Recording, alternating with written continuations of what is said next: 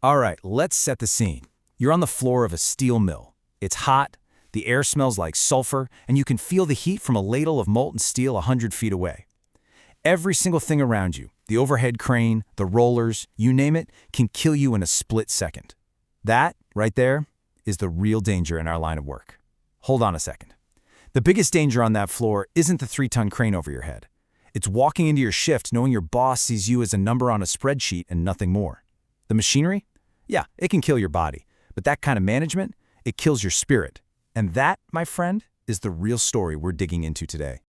So let's start with a really provocative idea. What if the modern workplace, for millions of people, is actually a health hazard? I'm talking directly to you, listening right now. Is your job, day in and day out, literally bad for your health? Oh, come on. Bad for your health? Go say that to a guy standing next to 2,000 degrees of molten steel. That's a health hazard.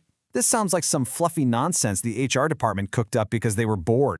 Does 62% look like fluffy nonsense? That is the drop in healthcare costs for American workers who feel genuinely cared for at their jobs. We're talking hard cash here. The chronic stress of being treated like you're disposable, man, that stuff gets under your skin. It literally shows up as high blood pressure, heart problems, all of it. A bad boss can be a pre-existing condition. This brings us to our main character today, a leader who used to think exactly like you do. His name is Bob Chapman. He's the CEO of a company called Barry-Wehmiller.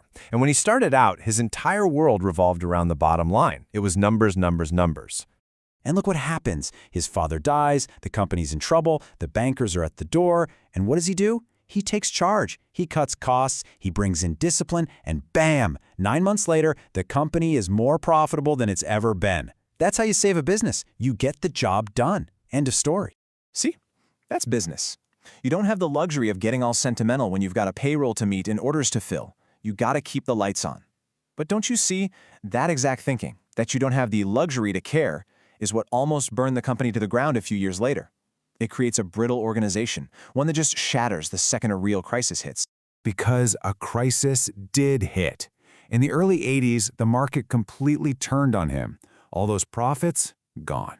He was drowning in debt and couldn't make payroll. And that's when he realized a company built only on numbers with no real human loyalty has absolutely nothing to fall back on when things get tough.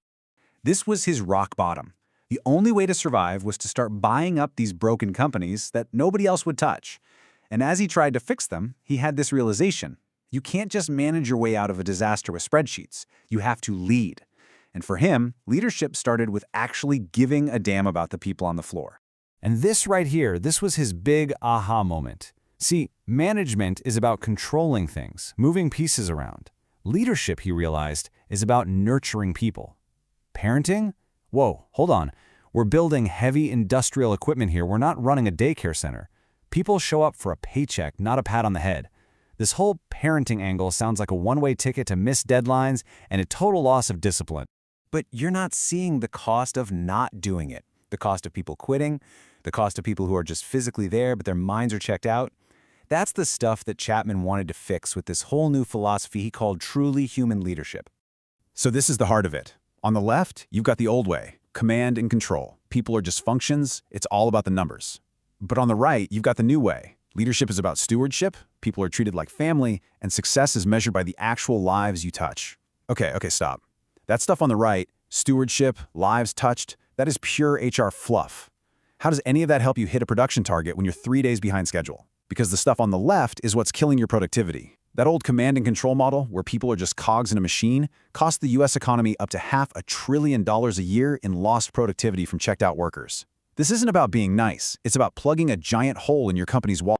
And it started with really simple but powerful moves. Yeah, they got rid of the reserved parking spots for executives.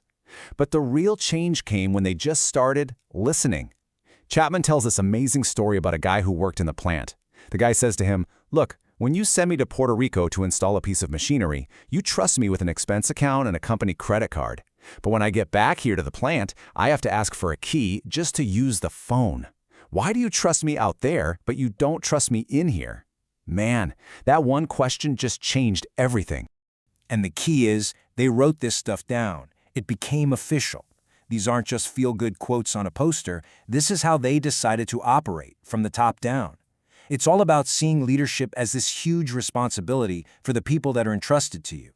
This all sounds great when the economy's booming and the orders are flying in. But what happens when everything goes south?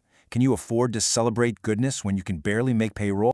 Well, that's the billion-dollar question, isn't it? And in 2008, they got their answer in a big way. The global financial crisis became the ultimate stress test for this entire philosophy. A 40% drop in orders. Yeah, I've seen that movie before, and I know how it ends. The playbook is simple, and it's ugly. You start cutting people. You hate doing it, but the business has to survive. You cut deep, and you cut fast. That's just how it is. Right. That's the traditional playbook. But Chapman asked a totally different question. He'd spent years telling his people they were a family. Now was his chance to prove he meant it. He got his team together and asked, what would a caring family do in this situation? And this was the answer they came up with. No layoffs. Instead, they started a furlough program. Every single employee, from the CEO on his private jet all the way down to the guy sweeping the floor, had to take 4 weeks of unpaid leave. The idea was simple. We'd rather we all suffer a little than any one of us suffer a lot. They shared the sacrifice. I gotta admit, that takes guts. But did it work? I mean, sharing the pain is a nice sentiment, but you still gotta pay the bills. Oh, it more than worked. This is the moment where the human impact and the financial success just slam into each other. This is where you see that business is, and always has been, deeply personal. And the proof is right here in the numbers. Just look at this. They didn't just survive the crisis. They came roaring out of it stronger than they'd ever been. By 2010, just 2 years later, they were having a record year. And in the decade after that, they tripled their revenue to $3 billion. The trust they built during the worst of times became the rocket fuel for their growth. But the money was just a symptom of something deeper. The real payoff was what happened inside the company culture. That single decision during the crisis proved to every employee that all this talk about their guiding principles of leadership, their GPL, wasn't just a bunch of words on a wall. It was real. And that created a kind of loyalty and commitment that you just can't buy. It won over every last skeptic. And this brings us to the absolute core of it all, the final aha moment. This isn't about being soft. It's about the ripple effect. Just picture 2 guys leaving the plant at the end of a long, hard shift. One of them goes home feeling drained, invisible, used up. How do you think he talks to his wife? How patient is he with his kids? Now think about the other guy. He goes home just as tired, but he feels valued, respected. He feels like his work actually mattered. That man is a better husband. He's a better father. He's a better neighbor. So I guess the final question is this. What if the most important bottom line, the one that really tells you if your company is successful, what if it isn't on any spreadsheet at all? What if the real measure of success is how your people feel when they walk out that door and go home to their families at night? Maybe that's the only bottom line that really matters.